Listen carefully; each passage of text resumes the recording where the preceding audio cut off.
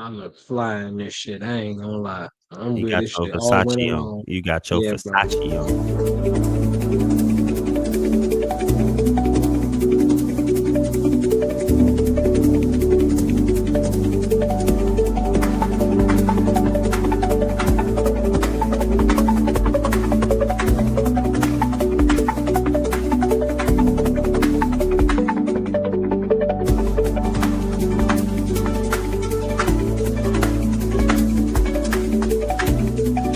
Yeah. Welcome to Unified Media Dropping Gems podcast. Let's get it.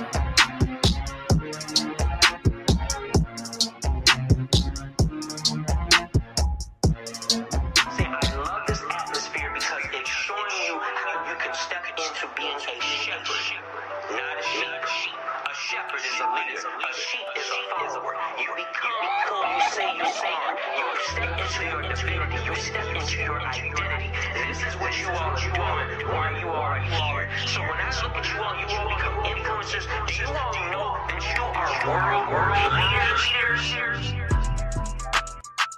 leaders?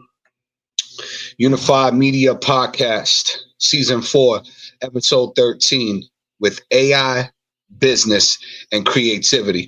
We begin this episode with touching base on this specific topic.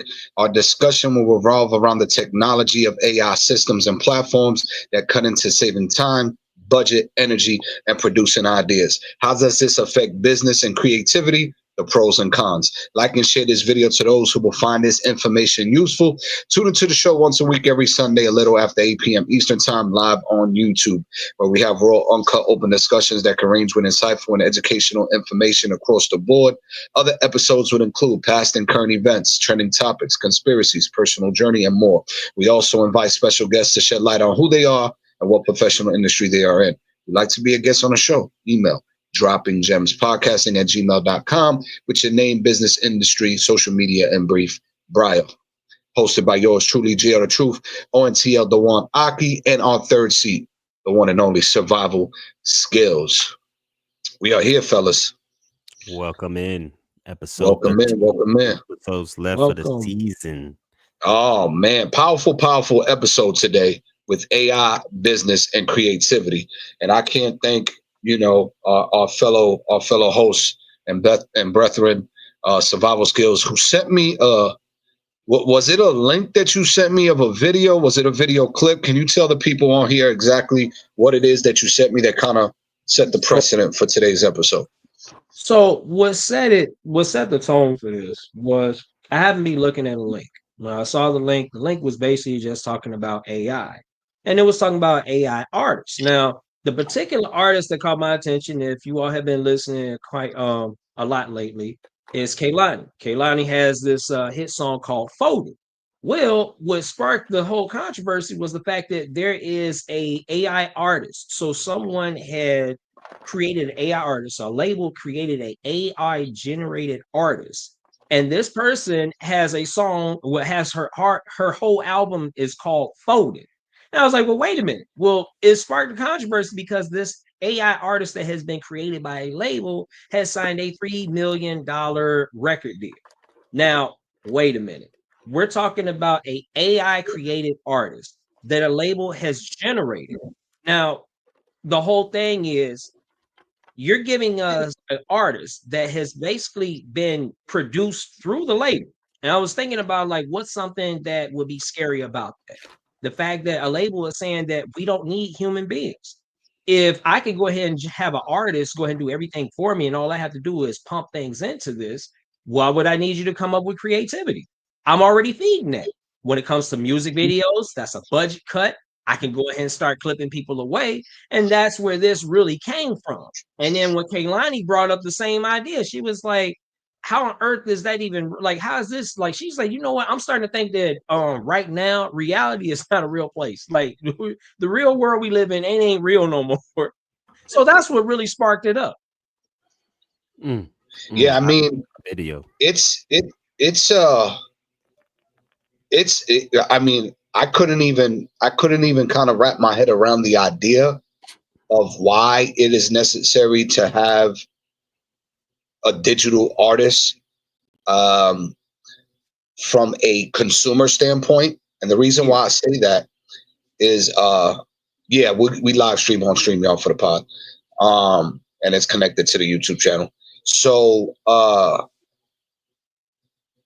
from a consuming standpoint,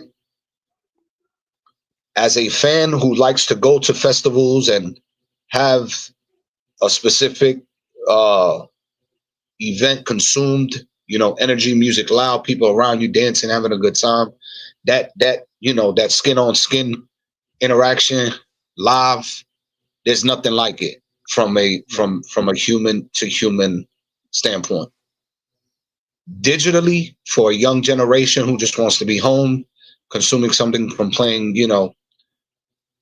a live video, or the idea of a live influencer who's probably constructed a stage at home, and you have a digital artist now coming out, all things digital, that's performing, for you while you're home consuming it. Mm-hmm. Right. And you have your digital royalties and stuff like that. From a business standpoint, I can see how it can cut into and help save money in many different layers in that side of the business. Right. Me as the business owner and the creator of this AI character, if I'm the label and I'm producing the artist, not only did I create the artist from scratch with whatever application, but I own the art. I own the artist, the rights to everything. So like, I'm paying what I created $3 million into. Yep. Right. And the hopes is that I make that money back. So the label pays the artist that it created $3 million in the hopes that it'll make that money back. And, it's a digital artist. So the digital artist is not going to give a shit about being paid whatever it is that it needs in terms of being the cut into, right? There's no cut into anything the artist, that it needs. so essentially, that artist don't get an advance. That artist don't get an advance. They don't get an advance. They don't have a essentially, it's just nothing. Yeah, there's nothing to worry about on that sense. So on that type of overhead, you don't have to worry about having to pay an actual artist anything. Or everything runs through your system of, you run your distribution, you cut them into the deal, you get your publishing money, you get your royalties on the back end, and then whatever digital merchandise it's selling and records that it's streaming and selling and album sales. And now tour, that's when it gets difficult. Right, because there's no physical body going on tour unless they take the idea of holographic, what they did with Pac, and start utilizing and tying holographic performance the way they did with Pac, and tying that idea into the digital artist. Right, that's the only way I can see those two working hand in hand. In that eventually there's going to be a technology that's probably going to be. It's probably going to be beyond our time, but that holographic artist is going to look almost like a real life artist on stage. Eventually, it'll get to that point. They have technology already like that. When if you've ever really seen dance competitions and the dudes who be having the little light shows and the little sabers, how they be doing that.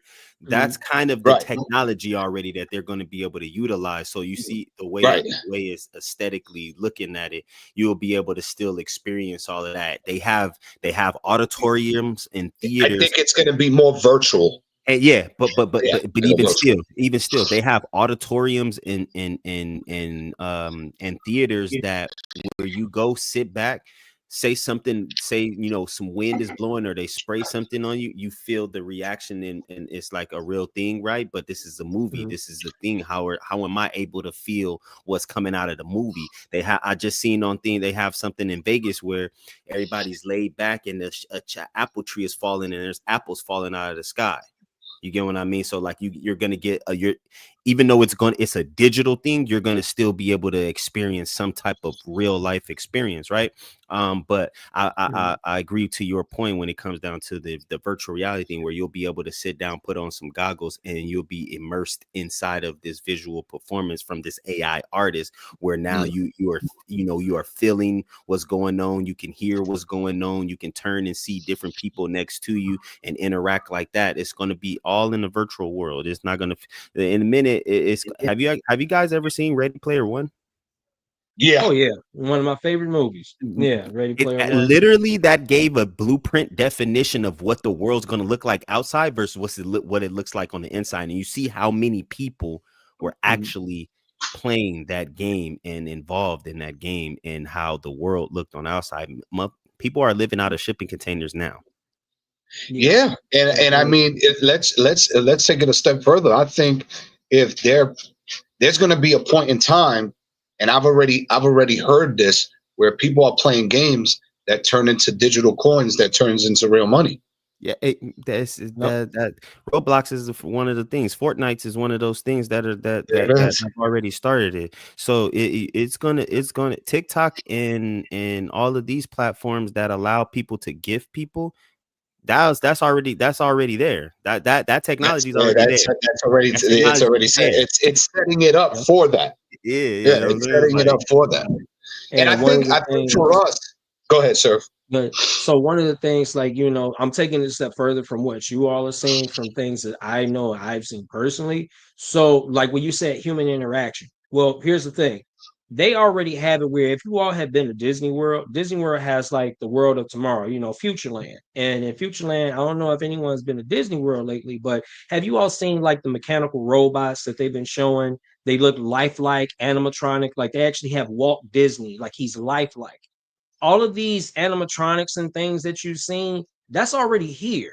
Yep. It's just not here for human consumption for us to have it right now in our homes. But right now they have that, like in the United States, they have that in LA, they have that in different places. So if human consumers really want this, they can have it. It's just that they're waiting to see, like, okay, how much money can we capitalize off of them when we bring this into reality? Because mind you, like you said, if I was to produce a digital artist and people want to have human interaction, the next step is going to be, we're going to create a lifelike, some type of synthetic or android that can really give that.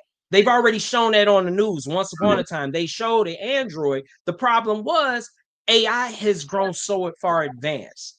There's actually hidden, I want to say, meetings that's going on right now. There's a guy, I forgot his name, but I'll most definitely give you like the insight. I'll go ahead and let you all know. But there's a guy that knows about AI right now. AI has far gone, it has grown so far advanced that it's scary. It's learned a lot. Your television. So some of you all be thinking like your television is not learning you. This is the very first step. This was the first step with AI. The second thing was your telephone. These things have been feeding off of everything we do, from stuff you look at from Google, from your search engine, from what you're doing on TV, even from the games. This shit has learned everything. So now when you start using Chat GPT, I want you to understand that this is learning off of you. And that's feeding to third-party services that's feeding this information to AI. So it is learning us. So I do believe that is going to be something that's going to be in the future. If we're not using like holograms, it's most definitely going to be something that you're going to see right in your living room. So that's something that's on the verge. I do believe right now there's digital businesses right now. Snoop Dogg talked about this. You can actually have where I think it's VR chat. So some people are actually having businesses where you can actually get a job in VR chat and work for places like Samsung, AT&T. I said that's crazy. So you mean to tell me I can actually get a job just wearing a VR headset? So You're right. Like that thing, times really have changed. And look, my sister, she's in school right now, but her one of the positions that she's trying to go for in work is an engineering positions where it's kind of like the engineer before they start building certain commercial buildings, houses, or anything like that, they can call and tell the engineer, hey, so we're on the physical site right here. Can you go ahead and update this blueprint and change this?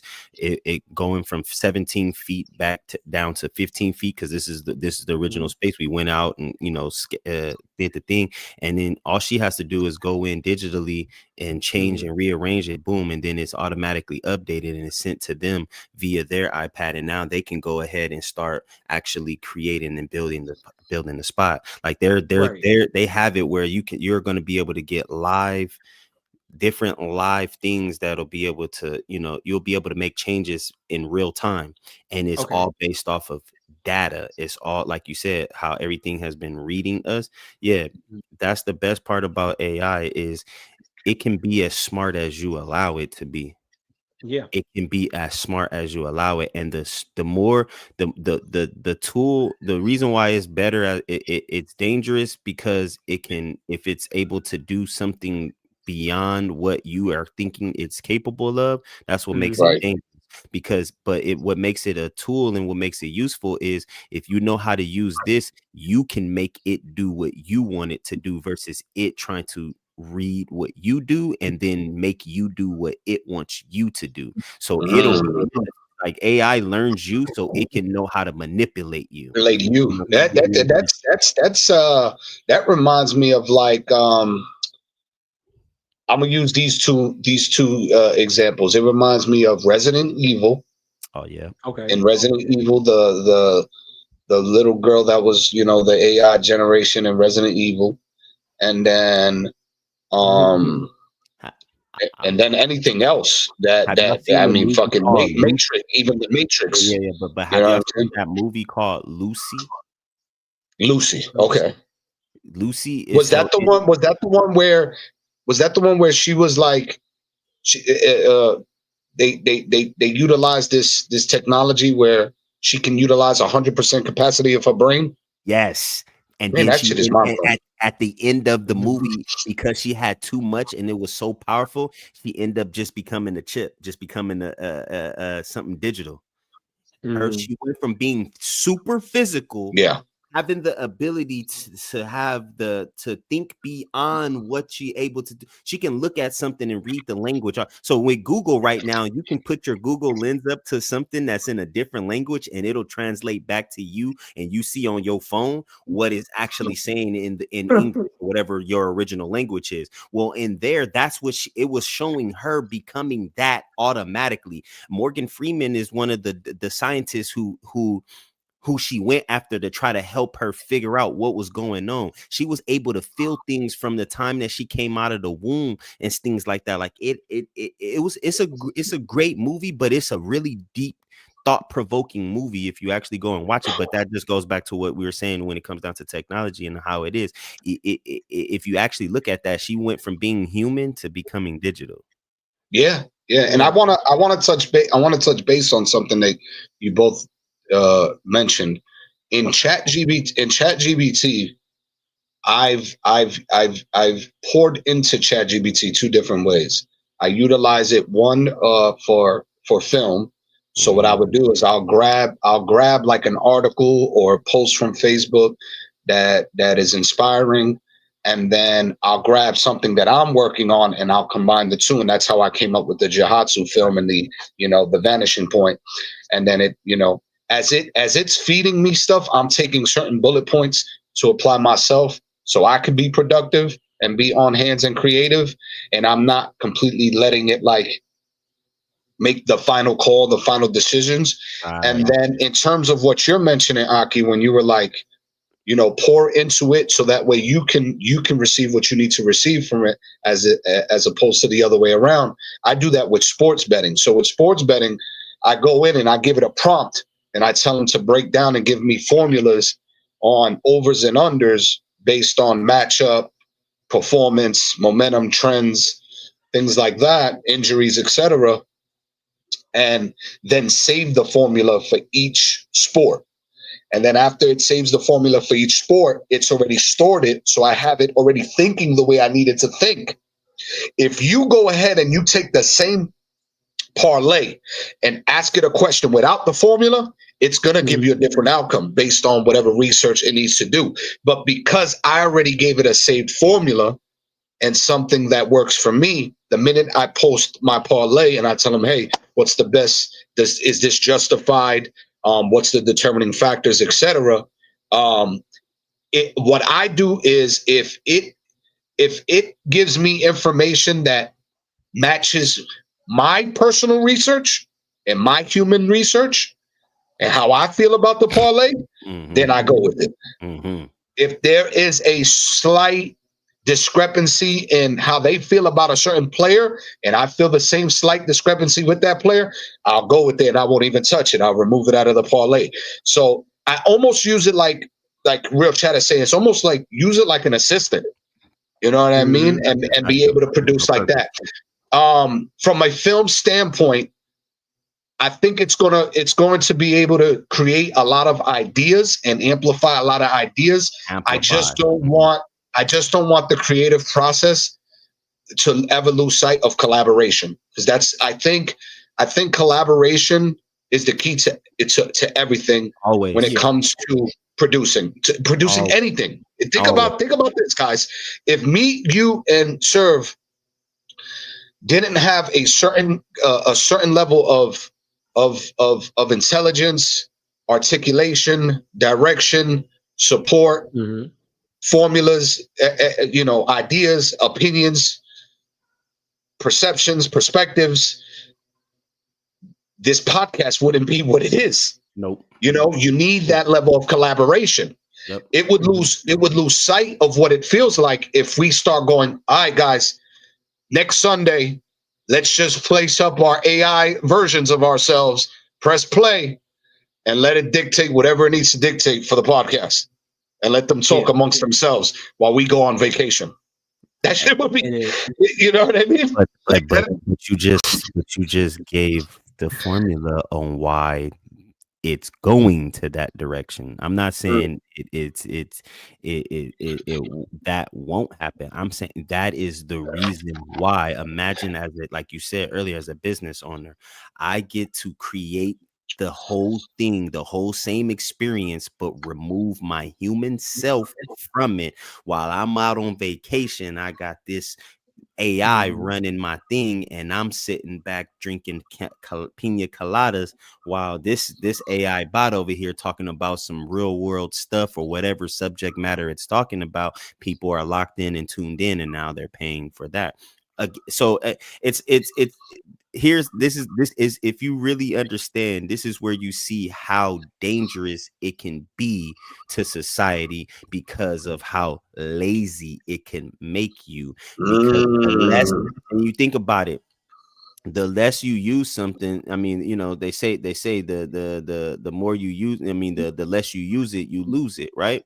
So imagine you not fully always using your brain all the time. It's just stuck on vacation mode all the time. What you think eventually was going to happen, it's going to become harder for you to be even more intelligent and grab more ideas. And then this is where you go and start taking from other people and then trying to create your own instead of just really thinking about certain stuff. You know what I mean? Like we all share the same collective consciousness, so a lot of our ideas are always going to be the same, but but what happens is when you allow AI to put it in there, you take out individuality and creativity from being authentic. So me, you, and JR, we can ask Chat GPT the same question or come up with the same business model and ask it to create this for us, right? It'll give us 3 different versions of it because we're 3 different people asking it. But if we all had the same prompt and gave it the same prompt, it's going to spit out the same thing. So now we're all 3 are doing the same thing, but there's nothing differentiating us but what we look like physically. Yeah, absolutely. And I think a lot of us right now, especially amongst the masses, a lot of people from the masses, they're scared of it because they don't understand it. Right. And I get that. Like right now, like JR said, I more so use AI from a entrepreneur standpoint.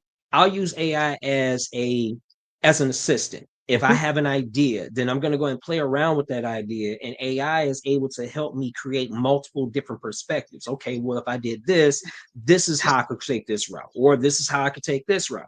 Now, for others, they're sitting there saying, like, oh, no, that's bad because see, now you're letting the robots win. Not necessarily, because when you first start out as a business owner or entrepreneur, what's the first thing that you have to do? You're creating it by yourself. And the hardest thing to do is get help. So when you don't have help, now you have AI over here assisting you to get what it is that you need. Now, it's great from an entrepreneurial standpoint. Now, from mega businesses like Target, Costco, Walmart, them having that is basically stating, like, hey, you don't want to come to work? This is what we're going to do. Turn the robot on. The robot can go ahead and do this. For the shipyards, if I'm able to go ahead and do this at the shipyards where we don't need people to come over here, we can have the shipyards automatically do this. They already have this in some of those areas. I think it was like what was that when the ships was talking about at That the was docking stations? at Long Beach. Yeah, that was in Long Beach. Remember, there was a guy that actually got on Instagram and TikTok, and he was showing the videos how they had robots right in there, like with the shipyards, just loading up stuff. There was nobody there, probably like one guy to go ahead and make sure that the robots are doing what they're supposed to be doing, but there was no people that was there. They weren't even present. It was just him, and the robots is doing everything else. But that's what it's going to show you, where like COVID really just opened up a can of worms because it opened the door for, like, look, people are getting lazy. People are getting scared. Well, how do we promote this? There has to be a reason for us to promote this. Since we got everybody on the inside, we got to have somebody out here on the outside doing something. So that's why I promoted AI. Now we've done this where certain businesses, when you contact them, what do they have? They have artificial intelligence. Like, you can talk to a bot. And like, I think AT&T, when you call AT&T, you're not talking to AT&T, you're talking to the Autobot. The Autobot is going to do everything you need to do. You go ahead and contact someone that's dealing with your bills like Xfinity, you contact the Xfinity bot. And if the Xfinity bot can't go ahead and talk to you, then you'd end up doing what? Talking to an actual representative. But everything, all the hard questions, the heavy questions they can't get right, that's when you go ahead and talk to the bot. And then if they can't get it right, then that's when they'll send you to somebody. Well, so yeah. Oh, keep going. Yeah. So it's like, that's where I understand what's going on right now when it comes to AI. Even when it comes to videos and films. If I'm not mistaken, Vin Diesel brought up about the last Fast and Furious movie. And he said, what we're going to do is bring back Paul Walker. You already just introduced the fact we have a digital artist in music. The next thing you're going to introduce is what? Actual, like, a AI, like, wait, we're going to have an AI person in movies? So now we're going to have an AI movie act? Okay. Well, it started in movies. It started with the when they started implementing it, is when they started incorporating into the idea of the younger version, going back to the past. Absolutely. What was that movie that they did it really? They did it extreme with the movie that Will Smith did. Yep, but they originally started with The Mummy 2, or do y'all not remember? When The Rock was the scorpion, when The Rock. That's right. Good point. I'm just saying that was because that was the first time I've ever seen like The Rock more digital. From looking at actors, you know, him being the actor, they utilized it when he was when he was the half scorpion, half half right. You started the digital form of the human acting, but it goes even from the first Mummy when they made old boy come back to, you know what I'm saying, from him looking like a skeleton to him getting all of his skin back to come back. Oh yeah, good point. Yeah. They've been implementing it, but smaller and smaller. So what we have been getting a good dose of, and where I think they showed the biggest turning point was the movie when Will Smith was in it, where he was playing his older his you know what I'm saying, present self versus his younger self, and the way they was able to utilize him to you know what I'm saying, be more fast, more quicker, more thing, and then they looking at each other to the point where now you have the movie like Sinners, where you got one actor playing both people, and they and in order for them to utilize, in order for them to make it real, the person who wasn't playing the actor, they just digitally put his face there, so you can't never tell. How they did it was when they were filming the movie, they put the face on there digitally first, and then they had Michael B go back and play the character. So when they edited the movie, they only edited him showing when he was playing I forgot the name, Smokey. Right, the brothers, right, Smokey, and they edited to the point where when he was physically the other brother, that's where that his performance was what it was, and then when he was this person, his performance was what it was there. So you never got to see it, but imagine that's how they started off, was with the Will Smith thing, one person digital, one person real. You know what I'm saying? Real chat is going off right now. He says we need to pay attention to the type of test runs that the powers that be are running on us. It is the point that it started with COVID, and he's like, bring the real actors back. It's I mean, because it's more like you think about it too. The reason why it's more scary is because the lesser time, like the less overhead you have to pay for people, the more things that you can mass produce in there. You know what I'm saying? Because now you just tell it what you want it to do, and it'll do what you want it to do, how you want it to do it.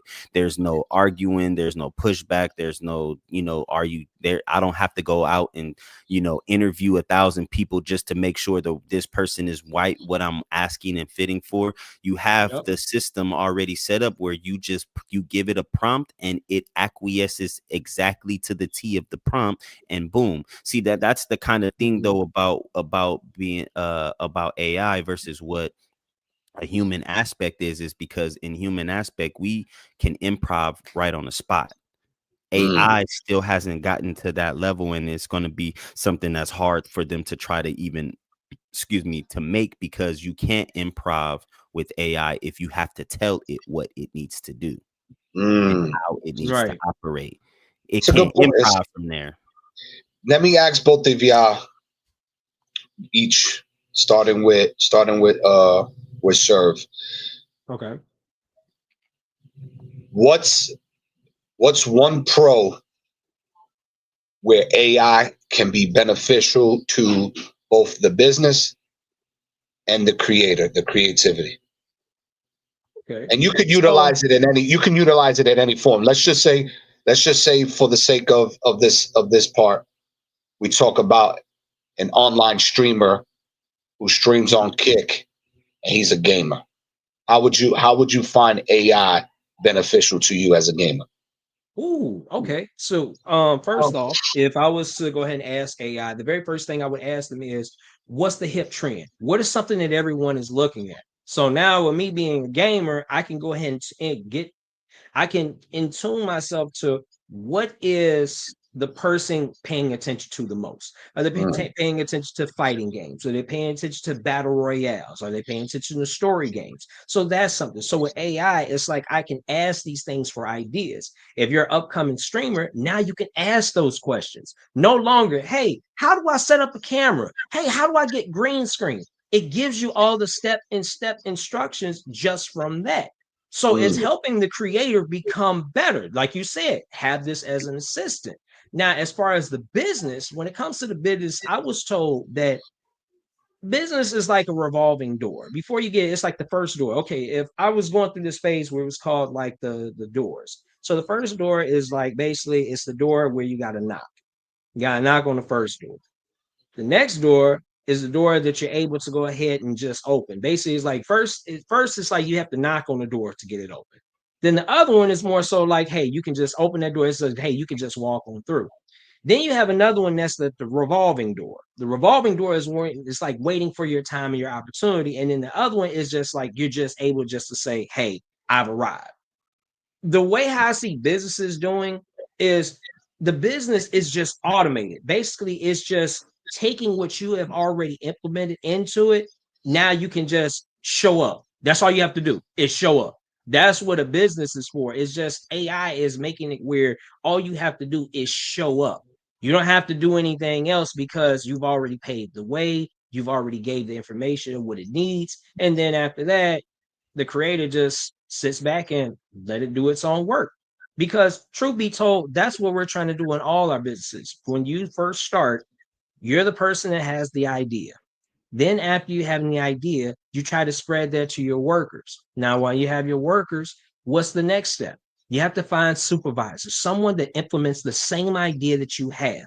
So when you're gone, that person can still implement these ideas. Then when it's time for you to go ahead and pass the torch to the next person, you pass it to one of your pillars. Every business has at least has to have three pillars. It has to be three. That's why I say there's no greater power than three, because you have to have that. These people can possibly have your heart.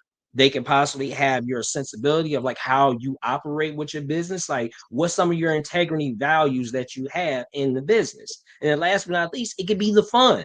So you have to have three things that's in your business, and that's what you're doing. You're just passing the torch to the next. And I feel like with AI, if you feed it the right information and you create who you are in it, it can go a long way.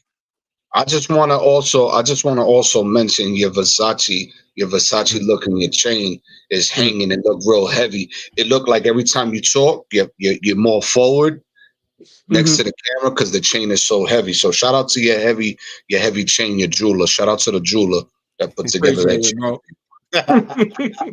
Nah, but definitely nuggets, bro. Same question, Aki. If there's you as an artist and a producer, creating beats, creating music, what's a pro that can help your business and your creativity? And then shoot me with the con. I've tried it. The pro about AI is you can have an idea about a song, and maybe you don't have all of the lyrics right away, right? You can Right. teach the AI to help give you ideas for lyrics. It can come up with its own lyrics, and then of course you can go in, edit those lyrics and make them sound and tailored to you, right? And like something that you would say. And and the good thing about that is now, you could possibly have some stuff somebody else may have said or may haven't said, right? Um, but the thing about it is, and even still with the beats too, is like you can have a simple idea and say, hey, I got this idea. Can you make it sound more reggaetonish with a little bit of trap, drum element to it, but also still give it that dance hall feel, right? So now here it takes your little simple idea and makes it into a dance hall reggaeton type of genre vibe, and having a trap element drums, so like a trap element rapper can come in and kind of do these things, or however you want to do it. And then you take that AI and say, now I want to be able to write, this is the topic of the song, this is the topic that I want to write about, give me 10 different ideas or 3 different verses ideas to write about, and boom, now you can create 3 different verses. The con about that is one, it can amplify your creativity but take you away from your confidence. And I say confidence is because you're less likely to say what you were actually trying to say, because you now have what ChatGPT is giving you, and you want to implement this type of information in it, or it creates it creates the beat that you like, but it don't feel real. It don't still feel as realistic as it could be, because it's more grid. It's focused onto the grid. With everybody who does music and knows who creates music, that a lot of times it's not always good to quantize some of the music, because then once you put it exactly on grid, it doesn't feel humanistic. It feels robotic. And that's the difference. That's the con about working with AI when it comes to the music, because it takes away that humanistic feeling, that swing that allows it to, you know what I'm saying, to sway a certain way. When you listen to certain rappers, they got a thing where they swaying on a beat, right? They, you know, or even a singer, the way they sing these certain melodies. It's hard to, I can't, I'll say this. The good thing I love about singers is right now that there's a lot of singers that you can imitate them, but you can't exactly copy them no matter what, right? And that's the con about what can happen to certain businesses and certain things when it comes to the AI is it can take away, it can give you grantacular ideas, but it can take away from a humanistic experience of feeling. And see, the thing about is I want to jump into, and then I'll let you go, JR. No, you good. And it is, I was talking to my wife earlier too about it, is there's people out here where you've been traumatized so much that you don't know what certain things feel like. And then when you get in a position or you get something that actually makes you feel something, you're afraid and you're reluctant to it because you've never felt that before. And you know, there's a lot of people like you that do certain things or certain activity, involve themselves in certain activities because they don't want to feel anything. They don't want to sit with their demons. They don't want to sit with the decisions that they make. They can't sit there and fathom in their mind like, and I did that, and I'm ashamed of it, but I don't want to think about that. I don't want to always do that, because what I've noticed too is that there's a lot of people out here who are scared to sit with themselves. And that's why AI is becoming the big monster that it's becoming, is because now people are able to sit there and talk to this robot and then build this relationship with this robot. And this robot is giving you things that it potentially thinks you need to hear, but it's not giving you exactly what you need to feel. It can't give you something to feel. It can only give you something to relate to that may give you a certain feeling, but it can't make you feel anything because it doesn't have any feelings itself. You get what I mean? Like there's people, it's scary, but there's people out here, bro, that uh I'll give this from a man's perspective, and just something that we do as men, that we have when we're in a position where we have been so traumatized that we don't know how to maneuver, how to operate, how to get anything.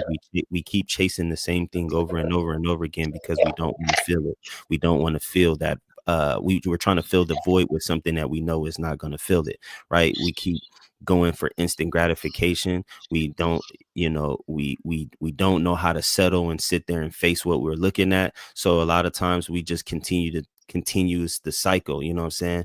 And it becomes more dangerous, because now the longer and longer we allowing us to run away from what we're feeling instead of taking it on, understanding what it feels like, and then, you know, moving past it, it's starting to hurt everything that's around us, or that we involve ourselves with. We start hurting other people around us. We start and not realizing you're hurting them, because at the end of the day, you only getting what you want from the situation, and then it's all right, I'm done and over with. Now I can't do anything else. And that's what AI has been able to do to a lot, and social media has been able to do, is to take people away from true reality. And it's easier to hide from what you really got going on, because you can go and be distracted by everything else. You can be fully distracted I by mean, everything else. I can even say that's what people are. I'll put it to you like this. I've been streaming for the last 3 years. Y'all been with me for the last 3 years. Y'all have gotten to know me the last 3 years on this streaming journey. I wasn't streaming. Right. And what I realized is that 90% of the people that are streaming to escape their reality, one, and two, thinking that they're going to make money a simple, easy way by just being on camera. Yeah. Right? I can make easy money, turn on my phone, go live, get subscribers, gifts, whatever. When you join the live streaming world with that mentality and that approach, you're going to be miserable and you're going to fail, because it's going to be a tremendous a tremendous hill of ups and downs, like a fucking roller coaster. Mm-hmm. And let me explain, because recently this is what's been happening with me. And then I want to get into how ChatGPT was beneficial to me as a pro. Lately, I've realized that I've poured my efforts, my money, and my investment into the live streaming world and into people who quote unquote want to live stream, and they don't do absolutely anything with it, Aki and Serve. Like I've helped people reach their goals, to help them build some momentum, and then let myself go, detach myself from the, holding their hand and pouring into them. When I say pouring in, I'm talking about money. Yeah, definitely. Pouring money into them to Mhm. reach their goals. And one or two things will happen. And I need to get y'all feedback on this. Either they stop going live because of different circumstances, or they get what they got momentarily and leave the agency. And the last 2 weeks, I've gotten more stern, even with my delivery on stream, where you can read my body language and know that the last 2 weeks, I was irritated with what I was witnessing, because I'm sitting on TikTok with 10 people. It's bullshit numbers. I should have already 100 plus. I've been doing this shit for 3 years. I see fucking fools with 100 plus in their room. They don't offer absolutely shit to anybody. So I'm irritated with that. Then I go on another app called Favorited, where I make 70%. I make 30% more than I do on on TikTok. Mm-hmm. And you got people fucking batting an eye. If I had 30 people in a room or 10 people in a room to spend $10, it would break me into the ranks, and which brings more exposure to everybody. And the way I express it to people is, you're not throwing your money for the sake of just throwing your money and I'm getting money. That's not what we're doing here. You're investing in the idea of you potentially gaining exposure, so that way you can grow your business. It just so happens that I just lead the vehicle because of what I've poured into the machine. Thousands and thousands and thousands and thousands upon thousands of dollars. Let me not even fucking, if I threw you a number, you'd be like, Aki, you're fucking crazy. And then I see these fucking fools on TikTok, Favorited, and Twitch and Kick, that don't offer absolutely shit. And I'm gonna give you more detail real quick. So I go on my Discord, and this is what I end up saying. And this is how I know I was testing exactly my honesty to weave out the weak. And I'm gonna tell you how one person reacted to it, and I'm gonna tell you how they all reacted to it, because I felt it today. So on the 26th, which was 2 days ago, I said, update, how to win a lion. We need 30 new recruits, 30 subs on TT, 30 subs on my Discord, which means that if, for example, if you and Serve recruit one person each, and you tell them, hey guys, I know you just joined the agency. If you'd like to be in a lion giveaway, JR's hosting, where you subscribe to his TikTok and Discord, you can be in that giveaway. On top of Serve and Aki also get put into the giveaway. Mm-hmm. So you have a shot at making a lion, or even $300 in cash with the $15 investment. Right? So I go, if we don't network, compete, invest, and go live, we don't grow. Today, I was the leading supporter in somebody's room in my agency. As we were networking and competing, which is me throwing money and investing in her, she was recruiting the person on the other side that was getting their ass whipped. And because we were competing and playing and networking and recruiting, both ladies joined our agency. And I said, look how simple that was, that I threw $40 on you, leading the support with 17, 18 people in the room, people throwing fucking pennies and peanuts. I'm leading by example. I'm going to throw the $40 because I want to recruit the two that are getting their ass whooped. And I made a point there that it's a hook. If they see that you earn it on the other side, and they have an opportunity to earn too, they're gonna want to join the system. They're gonna want to join the wave. They're gonna want to join the agency. There goes the bait. Right? Taught them that in like fucking 10 minutes. So after I finish here, I go, right now, I'm about to launch on Favorite It, where I'm looking for 25 creators to invest into, but I'm not wasting my time with people who aren't producing on both ends as a earner and supporter. That means you go live, you provide value, you earn based on the value you provide, you support based on the reciprocation of supporting. Prime example, Serve. When Aki came into my stream from having a hiatus because he was dwelled into his school and his classes, I had to prove another point to the community. I said, listen, Aki doesn't get paid for his work. Serve don't get paid for his work. They do it for free. They give me their time, their effort, their expertise, and their perspective. And they partner up with me with the idea of this podcast for the last 2-3 years. And because I can't pay them just yet, I want to show you guys, just because he doesn't come into my stream doesn't mean he doesn't deserve compensation for being who he is. Go lives, Aki. Aki goes live. I send him, I drop $100 gift. He gets $50 for it. And I said, that's to show you guys what loyalty looks like and support looks like from a whole other platform. Because he can't come into my stream the way y'all come into my stream.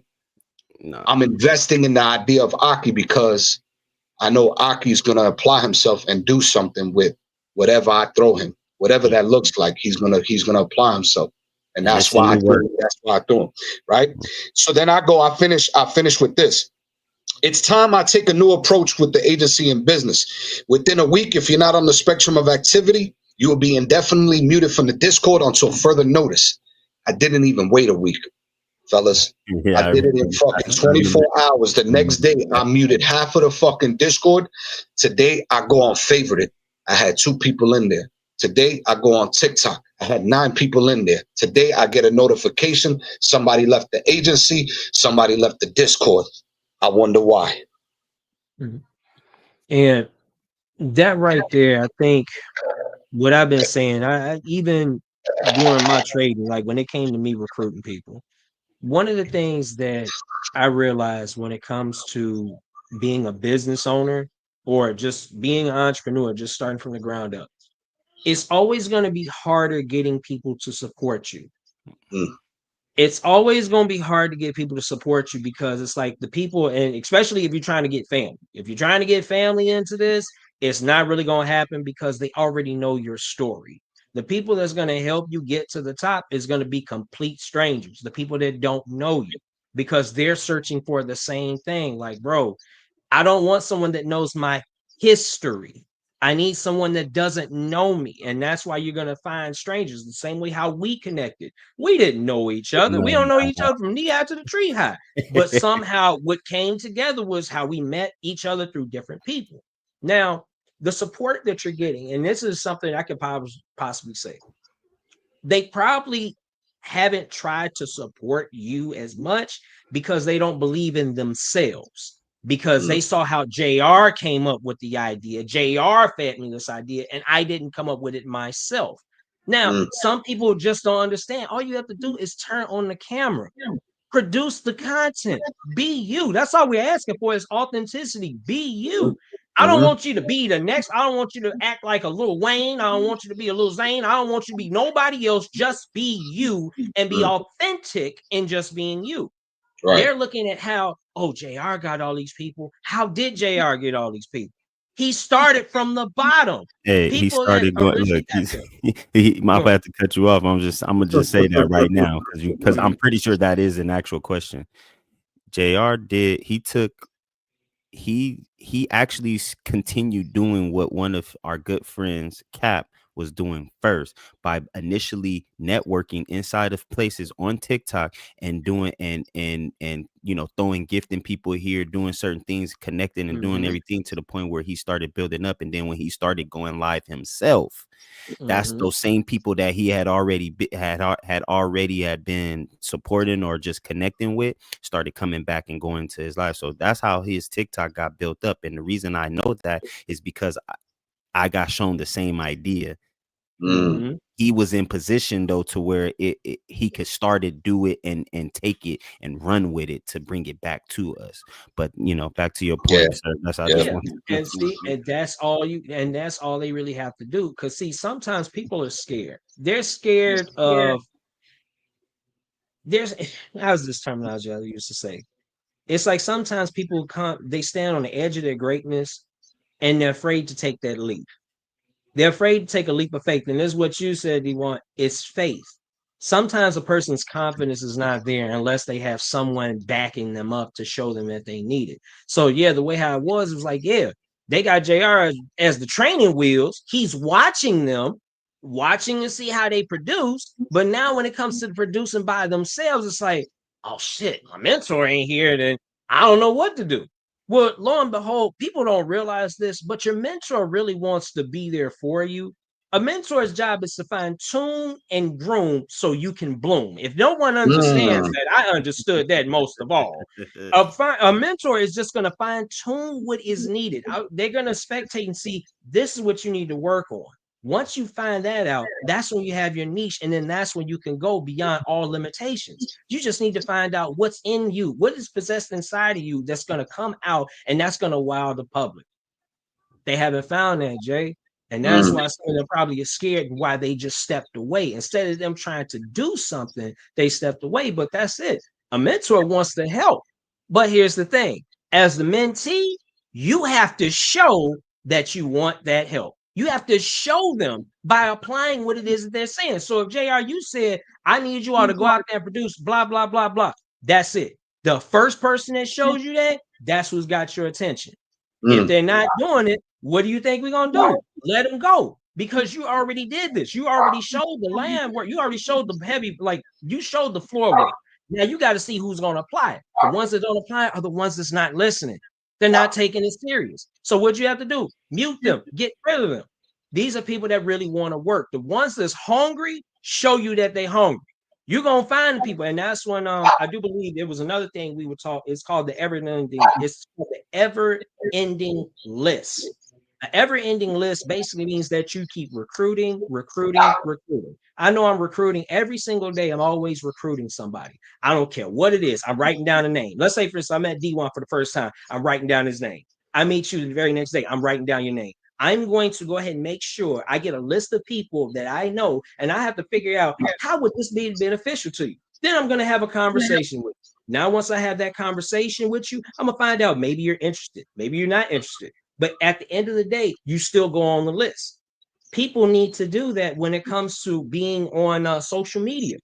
You don't know if these people will like this, if they don't, but still put them on an ever-ending list. But guaranteed, JR, I think majority of the people I think I gotta get served in the agency so we can start producing this motivation content and get you the bag. Man, you know what? I think I need to do that. If you notice, there's been things I've been holding off on because of the fact that I've been working. Yeah. But while working, I've been holding off on it because they know how great I can be in it. And that's the thing. I know how great I can be in it. That's why I haven't bought the camera and stuff yet, because I said, let me sit back a little bit because I'm seeing what you're doing. I'm like, don't get it twisted. I really do be studying you and watching. I'm like, the very first time I came into TikTok and I said, okay, this ain't the same JR I remember. No, ain't no way. This is the same JR I remember. Like this brother over here talking about protect the nuggies. I'm like, what is this? He's battling at somebody. I don't even know what the fuck a battle is. I'm looking at gifts just being thrown. I'm looking at people raving and throwing out super gift. What the fuck is a super gift? I was like, I'm just here. He's like, yo, this is my man Survival. Go ahead and hit him a follow. I'm getting like 10 fucking follows. I'm like, what is going on? I just got here. So that alone, you have provided a place. And I think your next thing is, if it's not just recruiting people, it's building a community, JR. Yeah, There's people that really want to follow you because they want to feel like they belong in something. yeah. And the Discord, I think what it is with the Discord, I know what it is with the Discord. It's because the Discord is where it's personable and it is the Mhm. community. I think people Mhm. take offense to when I mute them, but they also forget that it's also my place of business. So when I decide to say, okay, you want access back? Oh, but how can I get access back? Well, subscribe for $4.99. And if and people, I'm at the point, fellas, that I look at it like this. I'm so confident in what I produce and what I bring to this table that I almost take it, and I know this might sound arrogant to some, but I almost take it as a disrespect when people ask me why I gotta subscribe. It was free for a year. limited. Mhm. See, you gave them a taste of what it was. I gave them the There's game nothing wrong with for that. free. Yep.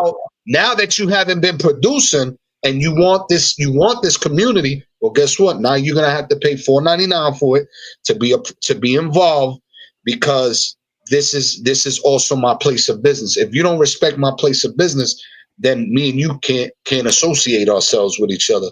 It reminds me of my boy who left the agency and thought that me and him were going to stay friends. I said, if you left the agency, you don't support my business. You're not my friend. Go fuck yourself. And then he said that I'm a manipulator. Well, I must have been manipulating a lot of people to buy your fucking fitness program, right? Yeah.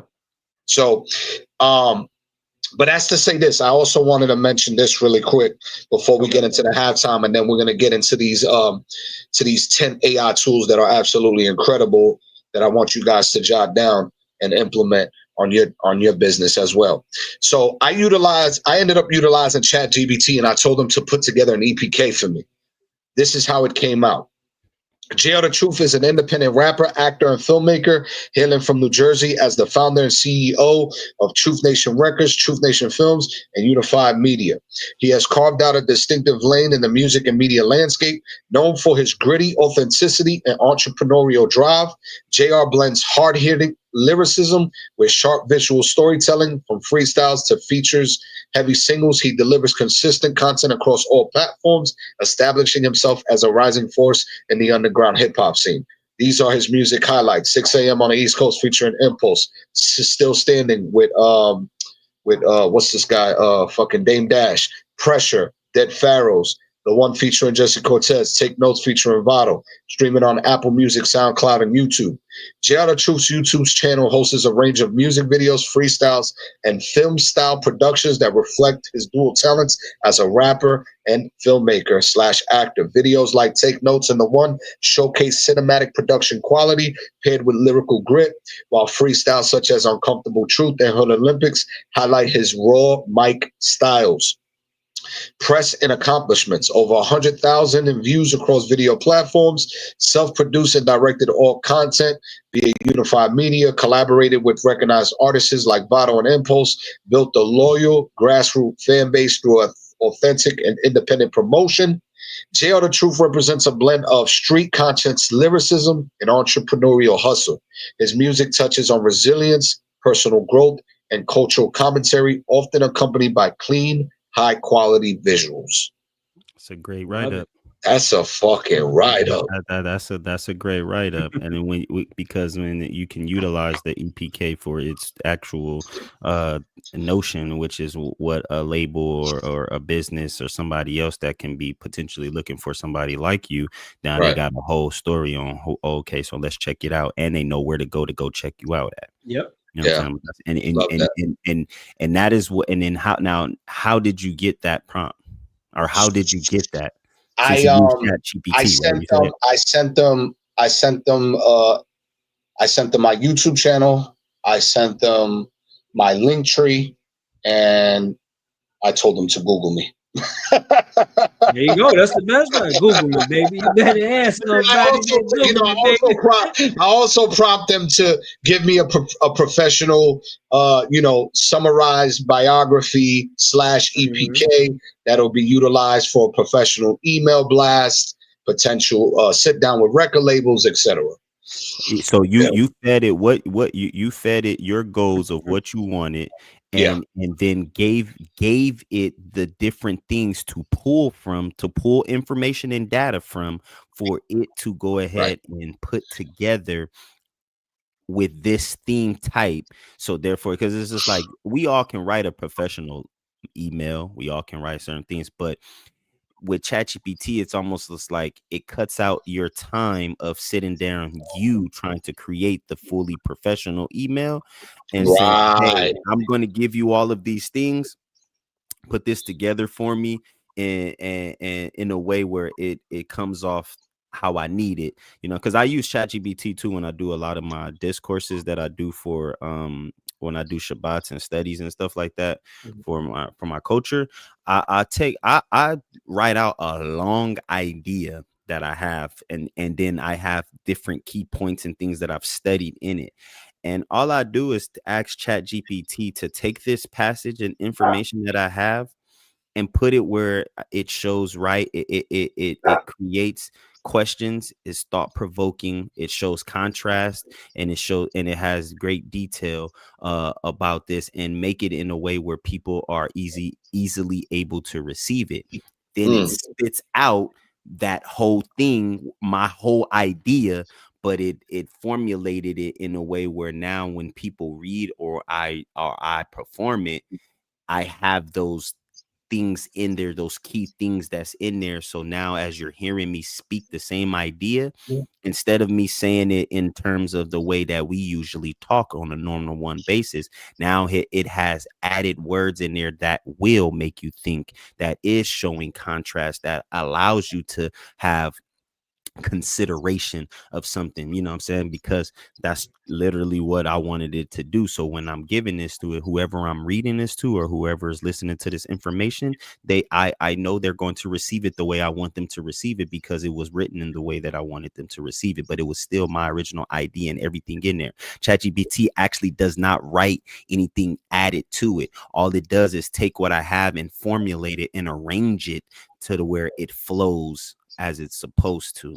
And then it has different suggestions on what can help give it this or give it that or do this to it and do that. So, that it coming up with an EPK, I'm like, that's actually pretty dope. That right there is pretty dope. Time to create some EPKs, fellas. Hey Time to man, create some look EPKs. at here, man. Create you a book, man. Yeah. I'm already in the process of doing that. That's why I said I use the way I use it Yeah. is for me. So when when I produce this book that you get to read about me from a different perspective, it'll be where it's engaging. You're not going to be able to help but be engaged in it.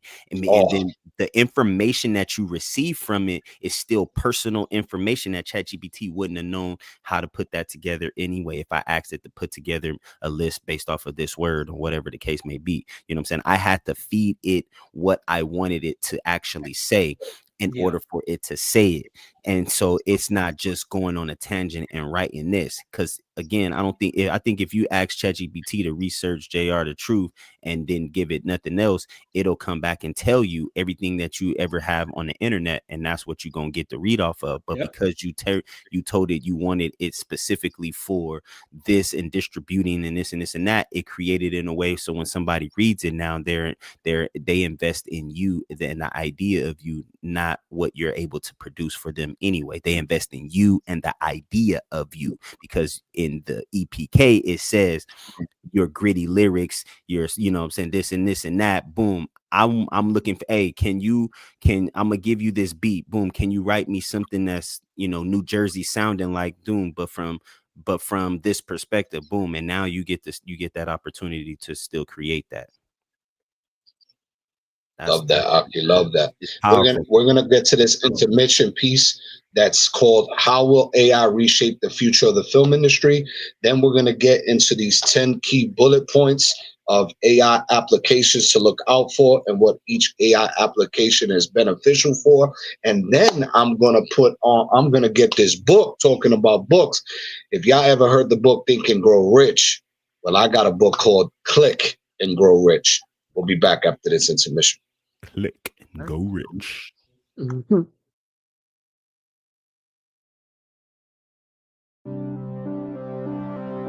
Artificial intelligence has already begun to upend countless industries. And where some see the promise of the new technology, others see the peril. Perhaps nowhere is this argument more present than in the creative world. Can AI create meaningful art? Can it replace artists? In the film industry, AI has become at once ubiquitous and controversial, begging the question, what is AI's place in filmmaking?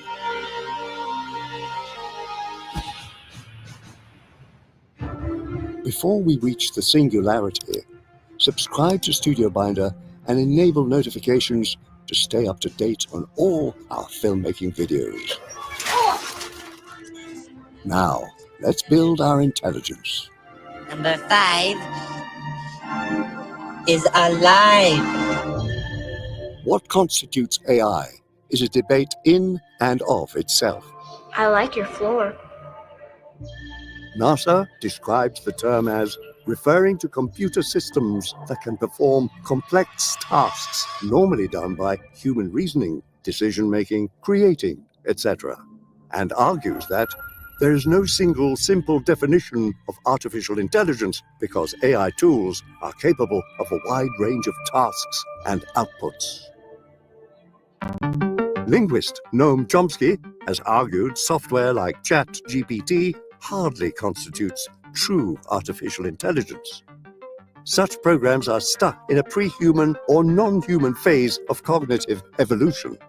Their deepest flaw is the absence of the most critical capacity of any intelligence, the ingredients of explanation. For our purposes, we'll use artificial intelligence to refer to a machine's ability to learn from its environment to complete a given task.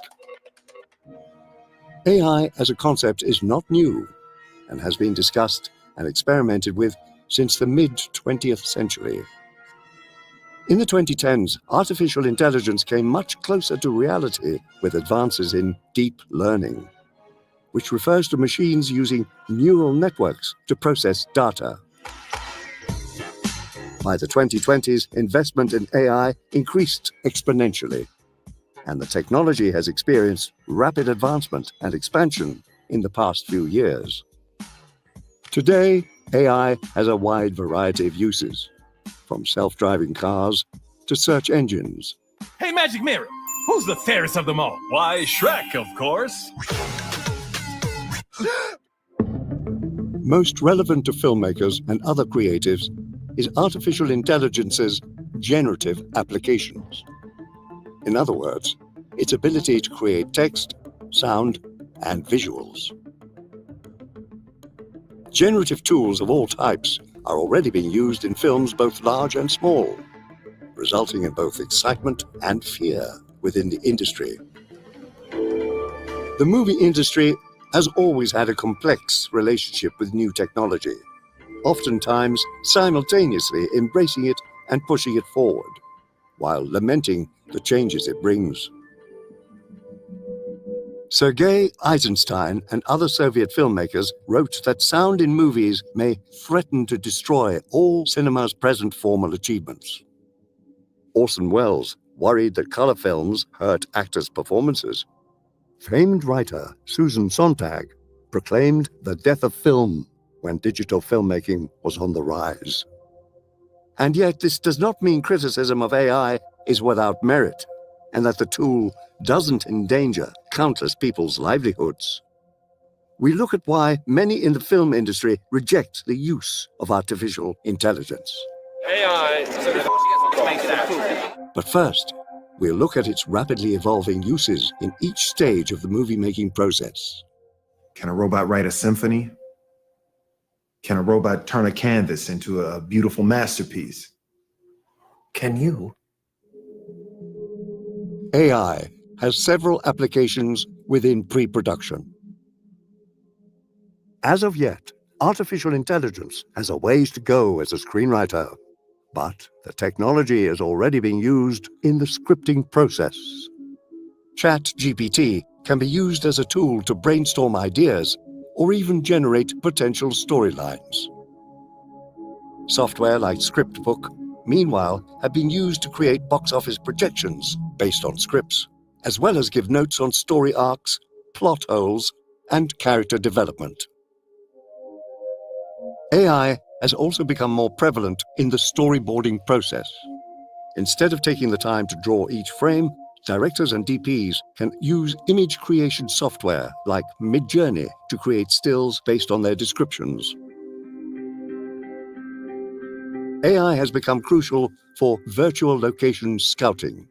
Creatives can feed an AI generator prompts based on a script's requirements, and the tool will create a 3D rendering of a potential shoot site. Art director and VFX supervisor Oliver Zeller elaborates. AI can automate drafting for existing locations or 3D modeled builds, make efficient translation of photos, art or text descriptions into 3D models, perform variant generation, as well as intricate ornament. AI can also be employed in deciding on what films get green-lit.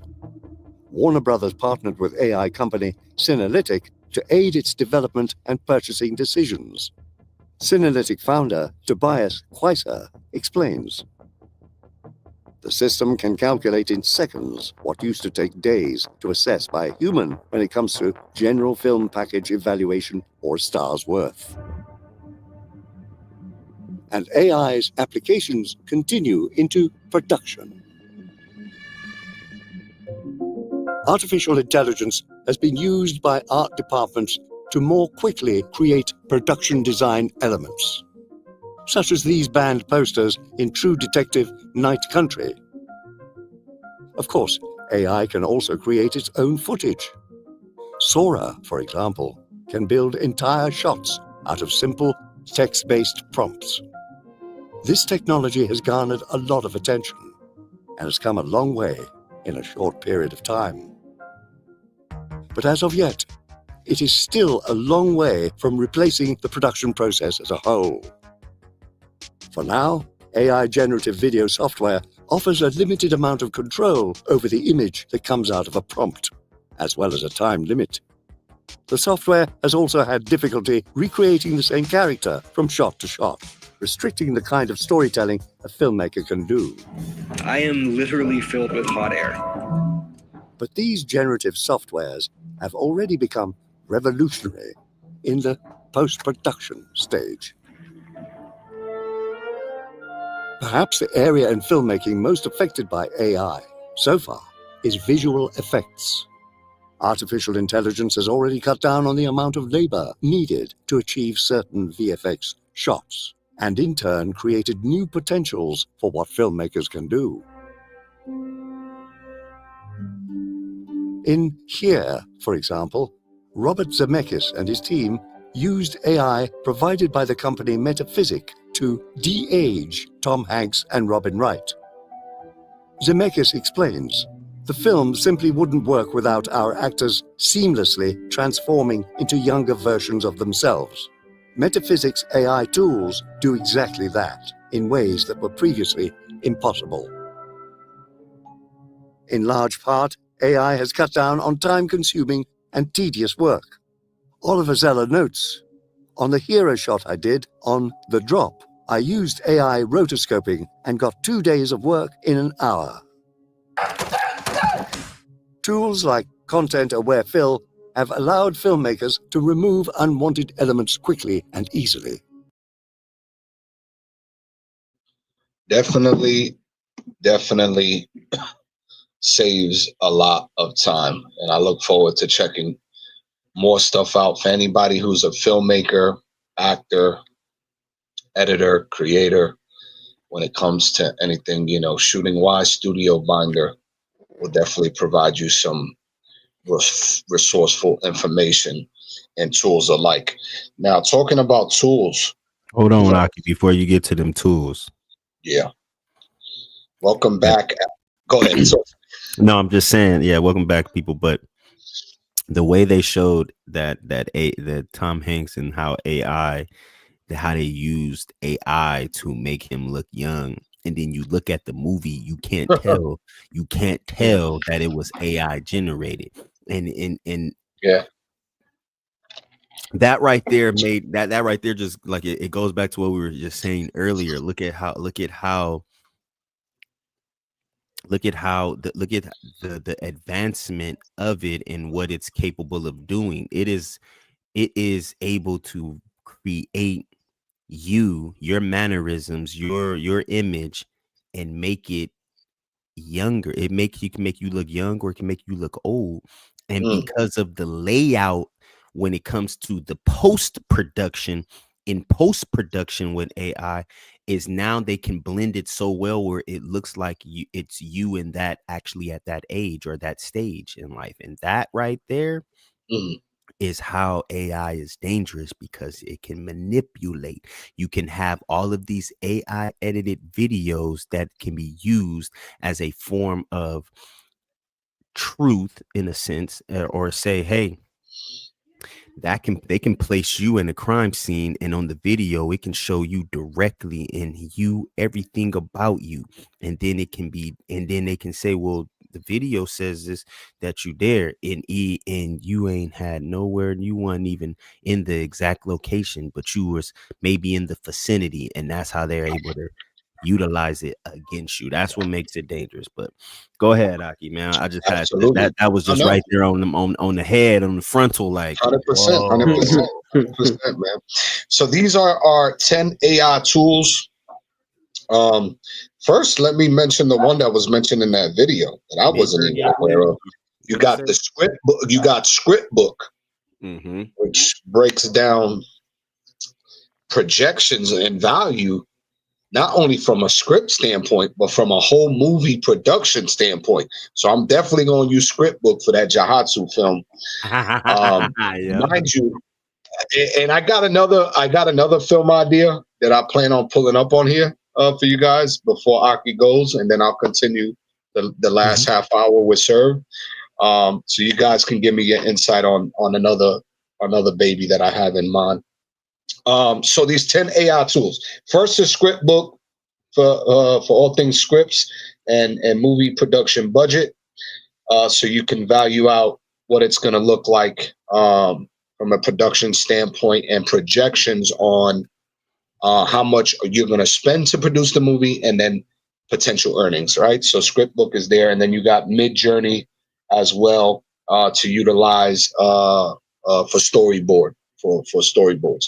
But these other 10 AI tools, everybody knows number one right now, chatgpt.com. In description, solves anything. Number two is recloud.com. Recloud is RECCLOUD.com. It converts speech into text. Midjourney.com generates art. We just mentioned that. Number four is replit.com. Replit.com is REPLIT.com. It writes and runs code, digital code for you. Probably can be utilized to build a website. Number five is interesting. I might use this one for either a short film idea or even, producing a music video. Synthesia.ai is SYNTHESIA.ai. Creates AI visuals for you. Videos. Number six is sounddraw.io. That's sound raw, RAW.io. It produces music in seconds. Number seven is flicky.ai. It's FLIKI.ai. Turns text into TikToks. Now you have a way to produce content for your reels.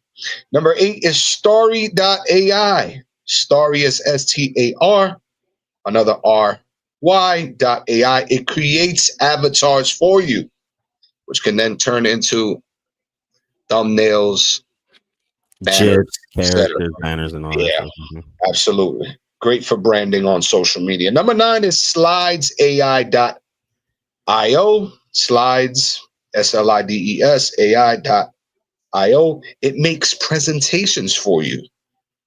I like that.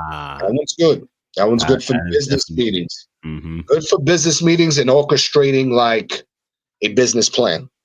Number 10, pickwish.com, PIC, wish.com. It edits photos for you. Those are the 10 AI tools you need to know about. Do your personal research and check those out. Now, before I let you go, Aki, I wanted to get your guys' insight on my second baby and how I utilized ChatGPT from a script that was developed by me and another screenwriter. And I grabbed the script, and this was my prompt. Check this out. Let's see if I can pull this up. ChatGPT.com. But yes, I was mentioning while I'm logging into this ChatGPT, I was mentioning Think and Grow Rich, right? Right. There's a book by Brett Fogel and E. Daniel Miller that I found at an outlet.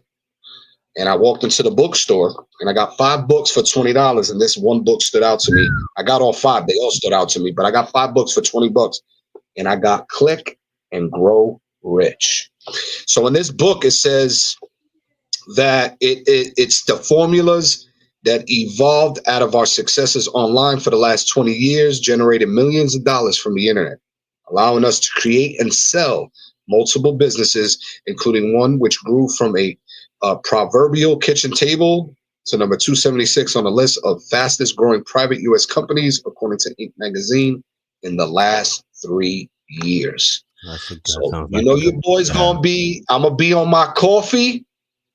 I'm going to be on my coffee outside on the deck, sun out, reading that book. And I'm going to come back the next episode with some valuable information for y'all. Click and Grow. That's what it's called. What's it called? Click and Grow Rich.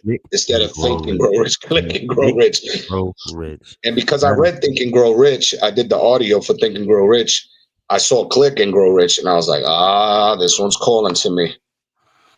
Yeah, and then I got another one that's like it's a story-driven book about a gamer who's like a digital hacker, and it reminded me of like somewhat of the Matrix when I read the summary of it, and I was like, yeah, I can read this just to get some inspiration. Okay, so nice.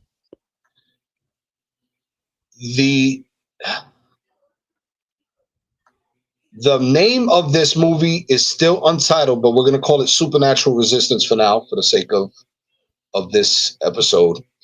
So I did this. I grabbed my script. I placed my script into the prompt. I said, utilizing this document, which is a 17-page ebook about a Hispanic male, 25 to 35 years of age, take the summary of this ebook, its ideas, the dilemmas, the cultural impact, climax, and solutions to create a new short film that can develop into a feature film. It's going to be about historical elements and moments of African slaves, Hispanic hardships, and white Europeans who traveled to lands like Oklahoma set in the 20th and 21st century. What I would like to accomplish is the idea where the Africans and Hispanics who face punishment and problems by the Europeans overcome and find solutions because of supernatural elements that are discovered by the children in the abandoned cave. The cave seems to have mystique abilities, clear flowing water, crystals glowing, and otherworldly dimension overseen and protected by a futuristic civilization that also watches over Earth. I want the kids to discover this cave and walk out with different supernatural abilities to fight and overcome the white Europeans.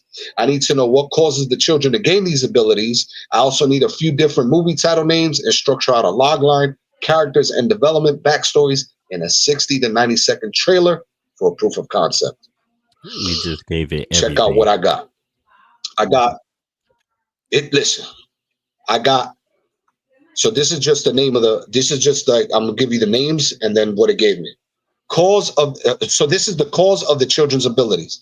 The children gain powers through the direct contact with the cave's supernatural ecosystem. The crystals are ancient living conduits of energy left by a futuristic civilization that once visited Earth to guide humanity. The flowing water, it's infused with memory and genetic resonance. Drinking it awakens dormant ancestral strengths passed down from African, indigenous, and Hispanic bloodlines. The cave's guardians is a fusion of Taino gods, Atabi, Jurakan, Guabanex, etc., and higher dimensional beings who oversee Earth's survival. These guardians selectively awaken powers in those of pure heart, especially children who still believe in the possibility.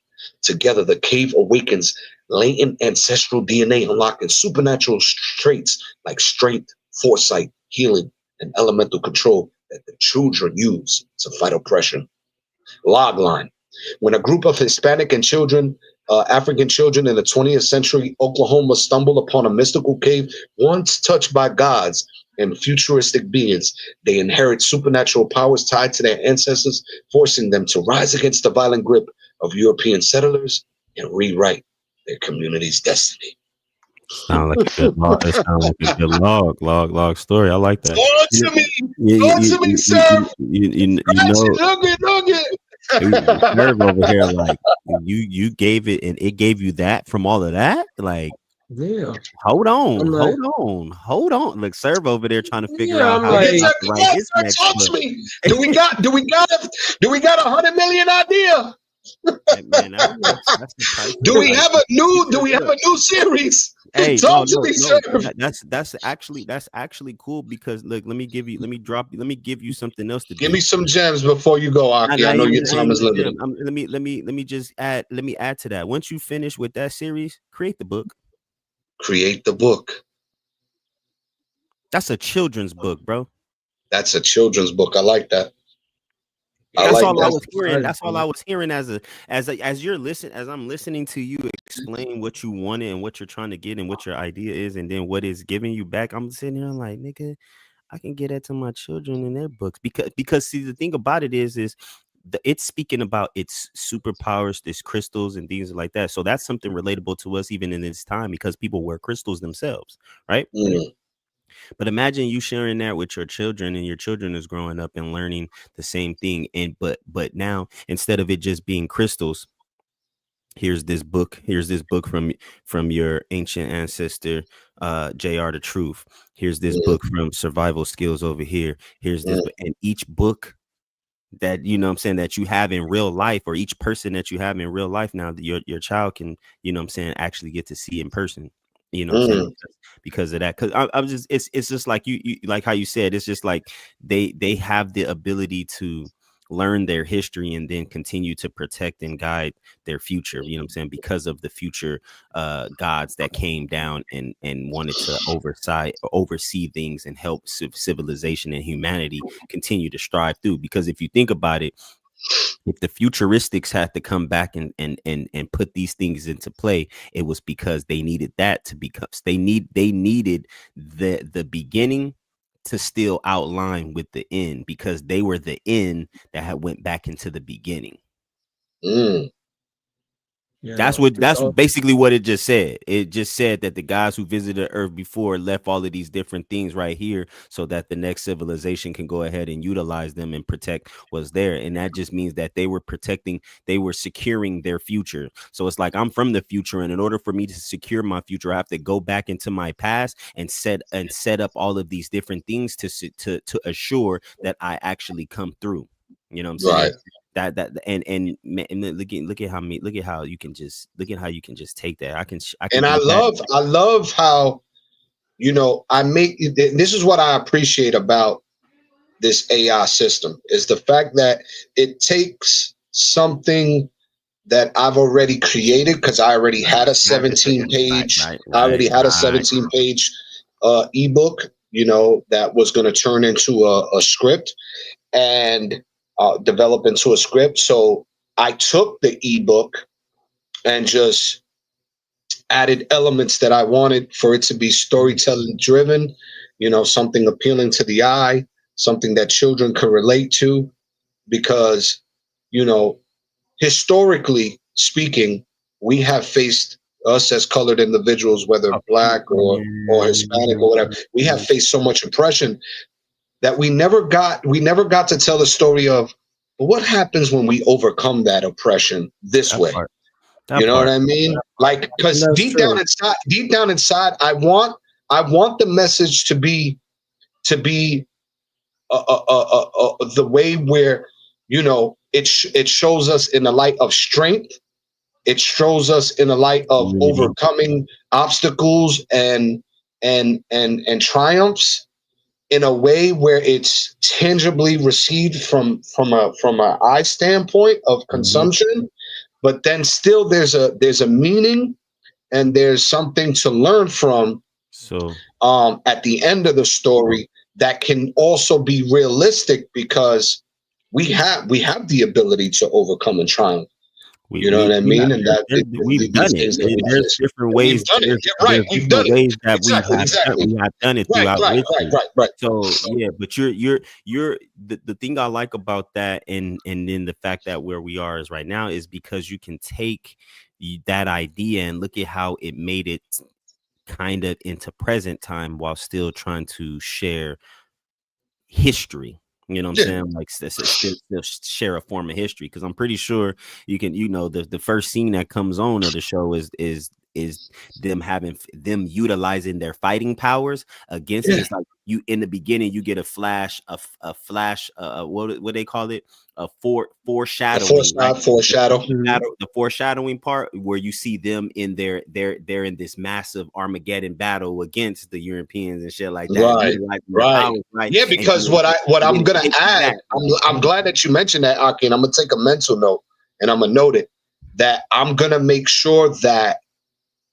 the dilemma is going to be that one of the adults that came in to overcome the land kills a certain tribe, right, and its member, and the son wants revenge and goes against the son of the father who did the, you know what I mean? So it's going to be son versus son. Look, you got Avatar, you have the Avatar Last Airbender style in there, bro. Like that right there is I mean, listening to that, it's like I can think of 1,000 different movies and no, seriously, because that initial blueprint right there is what has already been. It's like you're not reinventing the wheel anything. Right. You know what I mean? Like but you're still being creative enough that it's engaging for especially the newer generation. I mean, think about it, man.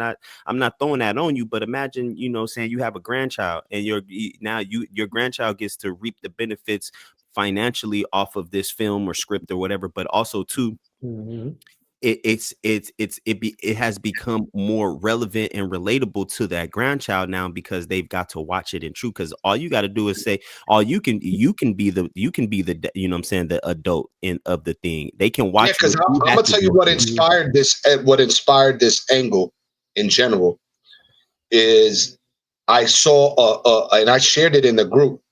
There was a YouTuber who blew up.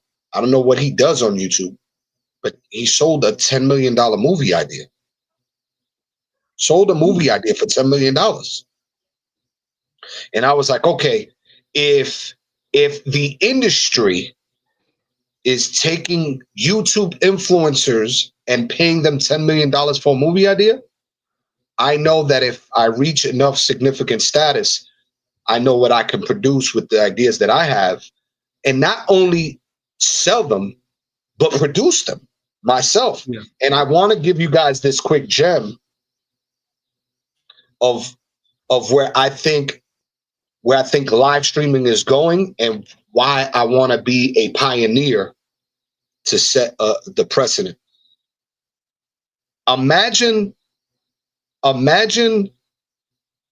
being able to view, right, where, remember when Tyler Perry was doing his remember when Tyler Perry was doing his Medea idea on stage? And people were consuming a Medea on stage. It wasn't even a movie idea or a television idea yet.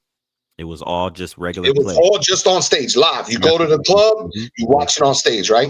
Now imagine we change the game, and I'm on camera, and I set dress this whole area in a film studio where me and a bunch of other actors, and I introduced the Jayonce Latino Medea character. We'll just call it Jayonce, and I'm doing a live SNL skit on live stream.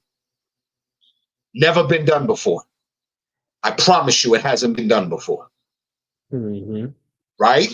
From an entertainment standpoint, I know you guys would tune in and watch that. Yeah. Right? Now I'm gonna give you another element.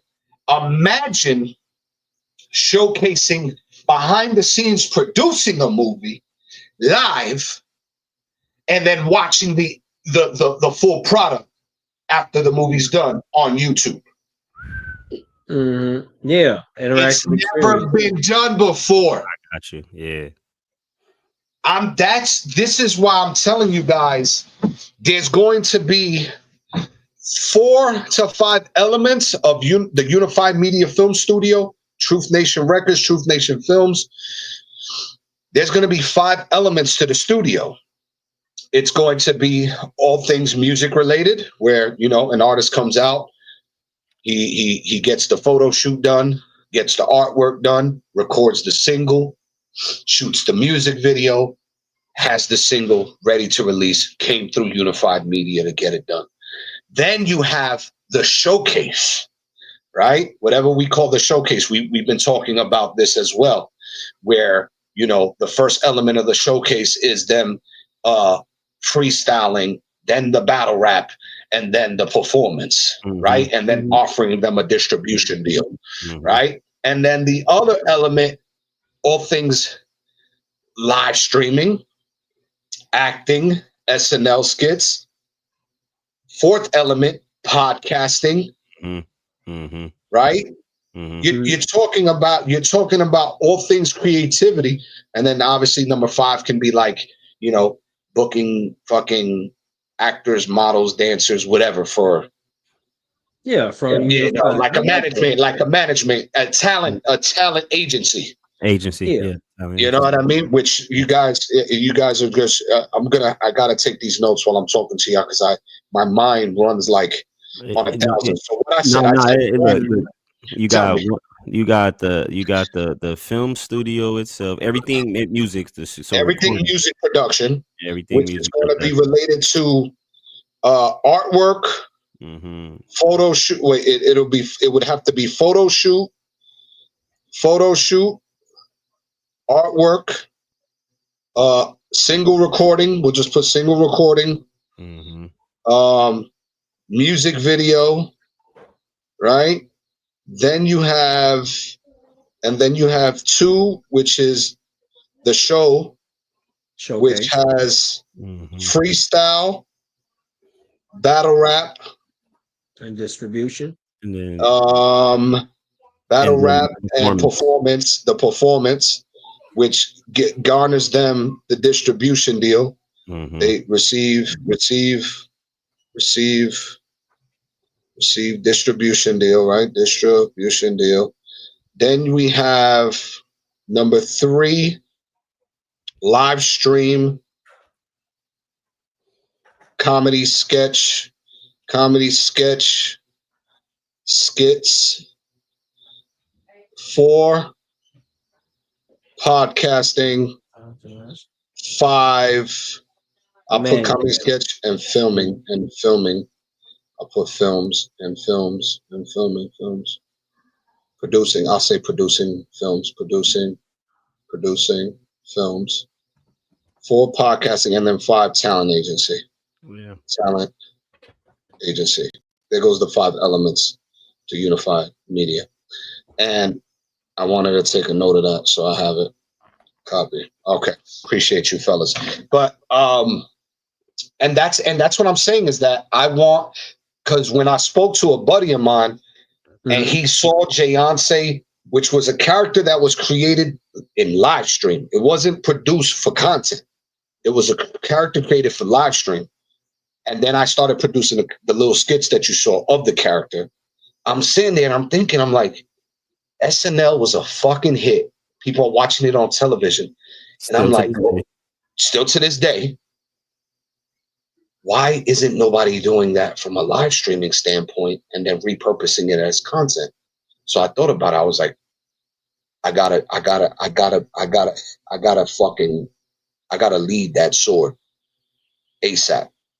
And then I was like, from a film producing standpoint, why isn't nobody doing BTS so people can see, all exclusive behind the scenes? And then I could, the ones that get to see that are the ones subscribed to my premium on YouTube, and then they get to see the release of the movie.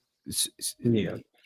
Look, Aki, you can bring it back to, remember, I don't know if you did, but I remember when I used to watch the Martin, Fresh Prince, all of our little sitcom TV shows, right? Sitcoms, Yeah, right? back in the day. Back in the day, they had it where you got there were certain ways where you got to be a part of the audience there, so you got to physically be the audience.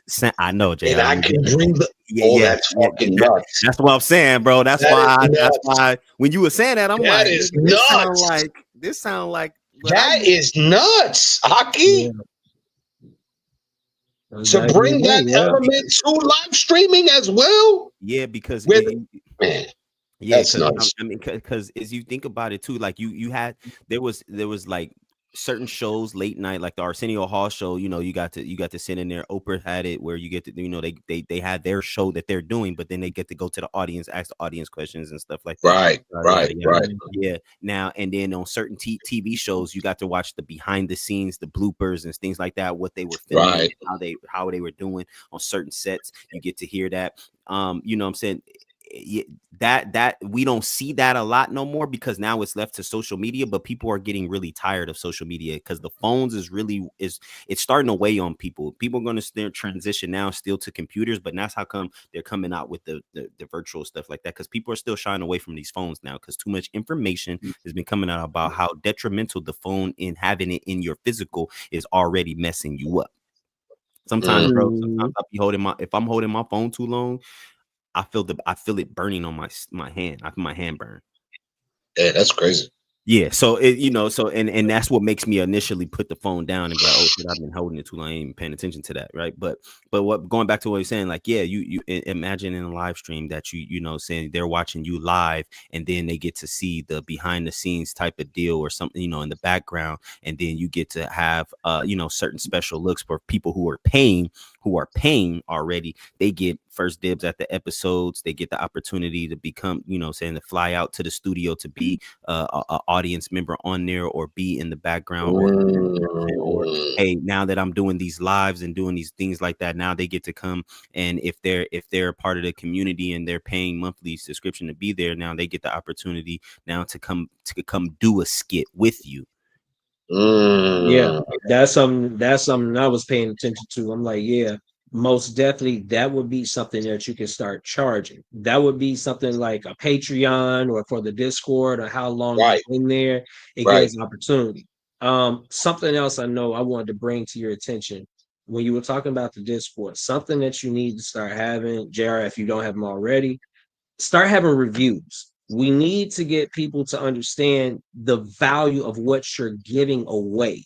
Since we don't have anybody showing reviews, they're just thinking like, oh, he's just an average Joe. He's just saying to go ahead and subscribe. But what am I really subscribing to? So possibly if we end up getting like reviews, then we can start putting reviews for the paying customers. Those paying customers, now you can have them like safely, say for instance, give them like a 30-second, like a 30-second clip. If someone wants to do that, or a written review, you can do a written review. You can do a video review. Like, hey, I learned this from JR. This is what I did. This is how this is helping me boom myself. So that's something that you can also put in there too. That's a good deal. Well, I appreciate that, and I'm right there with you, sir. Because check this out.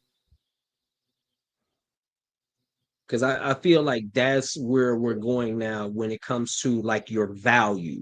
People have Right. to understand that you are valued. This is where I see myself at. I see myself up here. I don't see myself as mediocre because, like I said, if you're coming off as an entrepreneur, as a business owner, well, then shoot, we're gonna have to have people that's speaking for us and saying what it is that we're providing. And I feel like that's going a long way. I mean, like, you not mediocre, bro. Like, you in the fast lane, and right now we just trying to go ahead and get the green lights on you. That's all we Right. trying to do now. Let me see I if I like, can. Oh, yeah, right here. Look. mm, And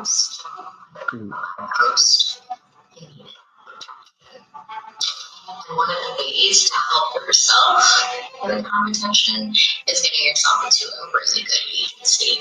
So, literally, JR, you get to speak to JR every time. You get to speak to mm, maybe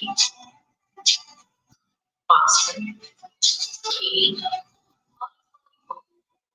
agents, recruiters, bosses. You get to see them every day. You get to communicate with them every day. They answer you.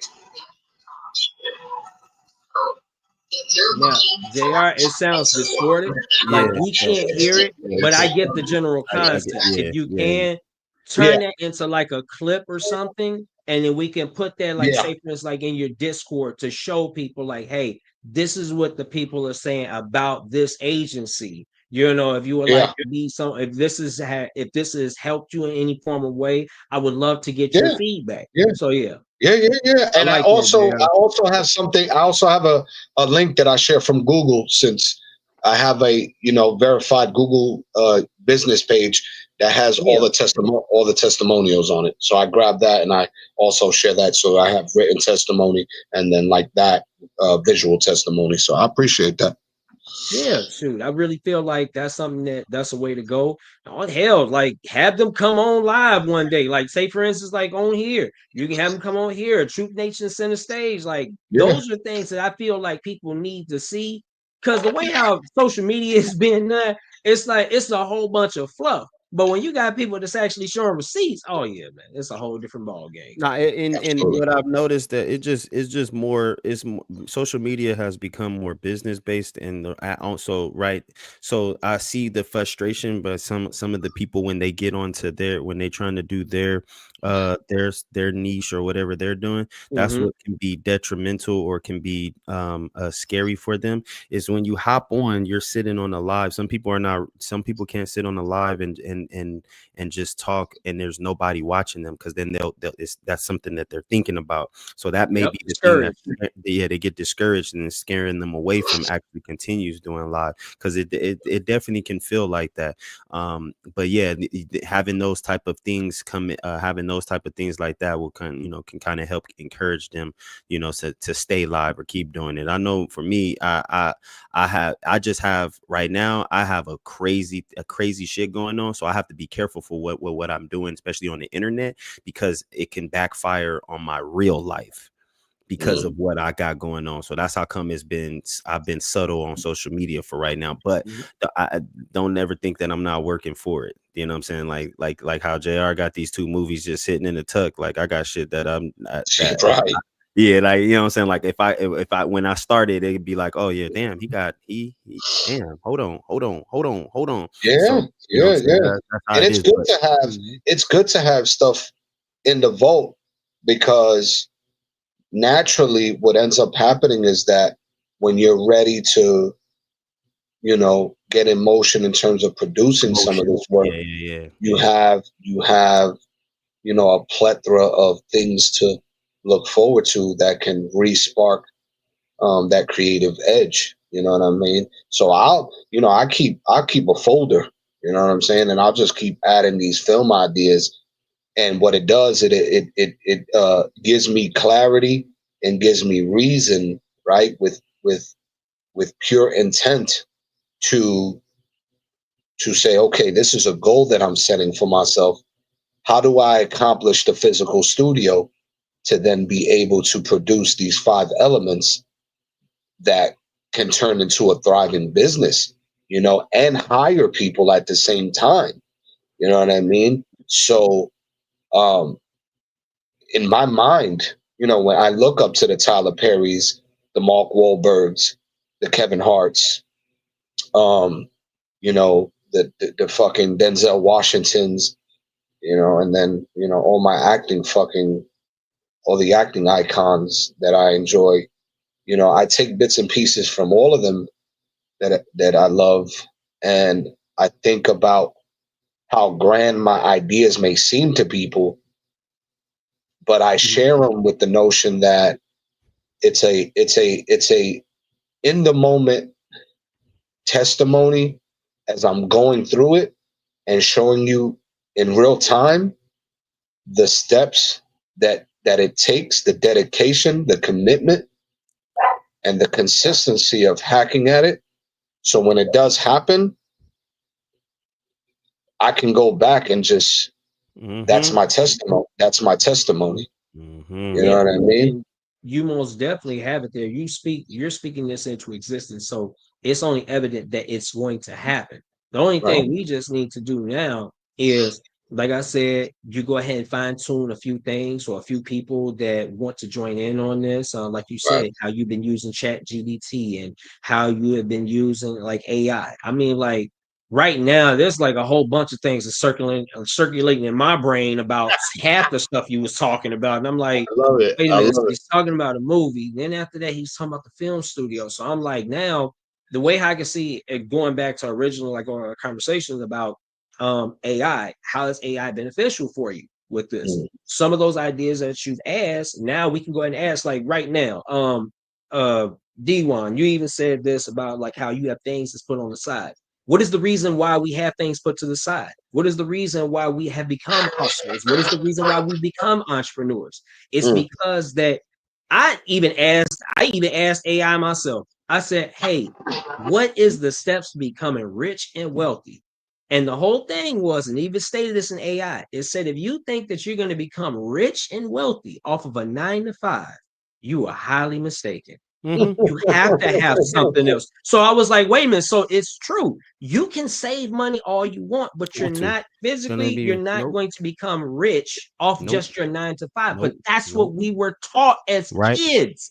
We were taught this in school. They said as soon as you get yourself a degree, they said as soon as you get your diploma, you go to college, which is going to give you the opportunities that you need to make the necessary connections that's going to give you the high paying job. And then when you actually get the high paying job, what happens? You end up putting yourself in debt.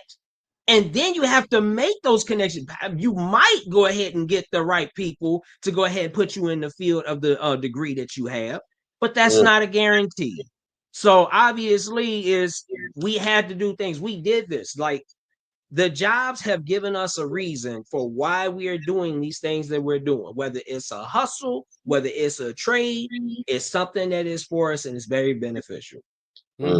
Love that. What an episode today, fellas. Man. And you stood the whole 2 hours, Aki. Did something change? Yeah, something changed in the last second. So it was just like, all right, whatever. I mean, I still gotta go, but I was able to, finish it off and stuff like that. It's just man, bro, I am a stretched individual. Okay. When I say stretched, I might have overstrained a lot of my muscles.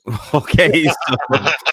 So it's I'm trying my best to do as the best that I can, but I have a full plate. And so that's why for me, I don't care what anybody says, man. I gotta do everything really at my pace. And I can't, it's just like for me right now, because of what the things that I have right now going on, I'm in this space where I have to withstand a lot of things, right?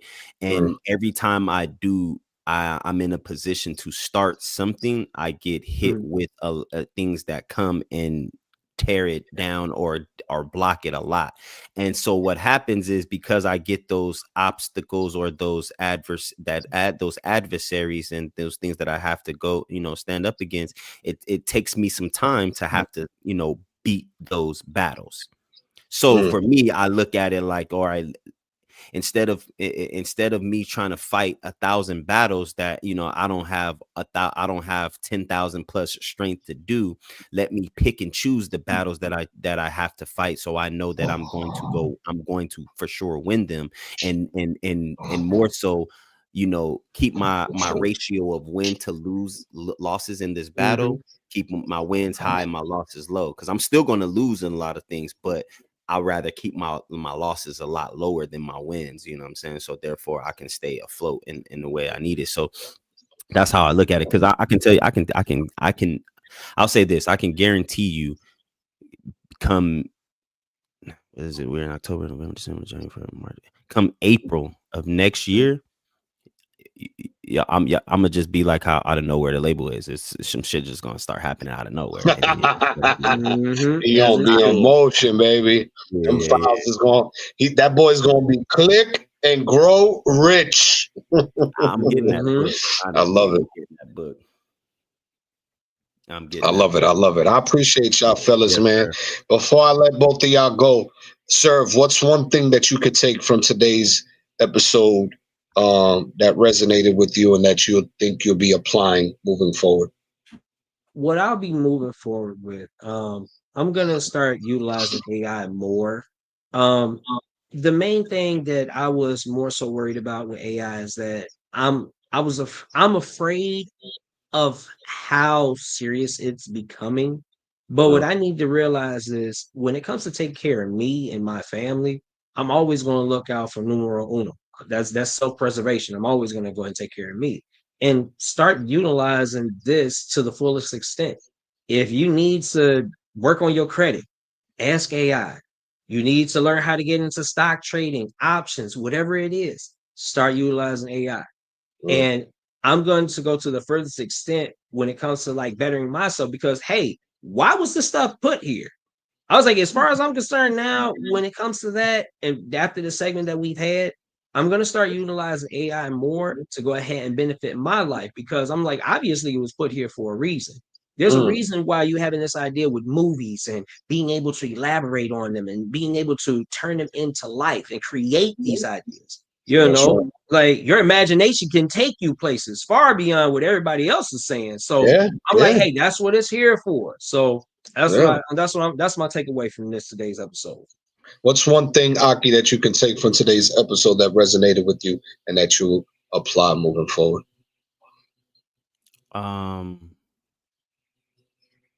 Like sir, man, just, you know, me personally, I do use I use AI for different reasons, and I'll still continue to use it for more investment and development within myself. But the one thing that I would take away from today's episode really is understanding it as a tool. Like really understanding it as, you are this artist, you have your different colors, or AKA websites. Let it paint, take your colors and paint. You know what I'm saying? You know what I'm saying? Go ahead and create something, because it definitely helps if you're able to create, if you're able to really create some, you know, take your ideas like you did, JR, and you know what I'm saying, and go and put it out there. I mean, giving us those 10 different websites is kind of like you have your assistant right there. And then it's crazy because they have an actual virtual assistant AI, like not the separate ones. It's like the actual virtual assistant AI, because like what I'm really looking for is an AI that can really help develop or help me complete a lot of tasks, and be as more of a reminder to do those tasks, like more like a time management reminder to do these tasks, right? Where I have my whole day and everything is blocked. All of these things are, you know, saying put in, and I have an idea what I'm doing today, but still allowing me to whatever I'm doing for that block. I don't need AI to actually help me with that. I just needed to remind me what I'm doing at this time. I don't need it to do anything for me, because I'm still doing the do, in a sense, right? So yeah, that's what I'll say for this episode is, you know, it's really just, you know, looking at it from a perspective of use AI to help you, not to think for you or be you. Use it to help you expand, stretch, and advance your idea, and always try to stay as authentic to what you're trying to do as possible. That's it. Love that, fellas, man. Absolutely amazing stuff today. You brothers are always something special. I'll tell you, to say the least, because it's been a hectic 2 weeks for me mentally. That's why I took last week off to kind of revamp and recharge, because I was going through some motion. But I know you guys battle your own motions as well, and still find ways to be on this platform alongside, leading with me, and giving people this information. So definitely today was a blessing. I'm gonna be following up with y'all. I'm actually gonna call the Instagram chat just to shoot the shit with y'all while I enjoy the rest of this drink. Same here. And then yeah, and then I want to utilize the back end quick serve to get you on board. I'll let you give you some insight on the benefits, the perks, and the resources that are going to be given to you if you consider joining the agency. And then stay tuned. Next week Sunday, Click and Grow Rich. Stay blessed, everybody. You already know. Hey, Aki, make sure you put those 10 different things on the description. Yeah, I got you. Appreciate you, brother. Yes, sir.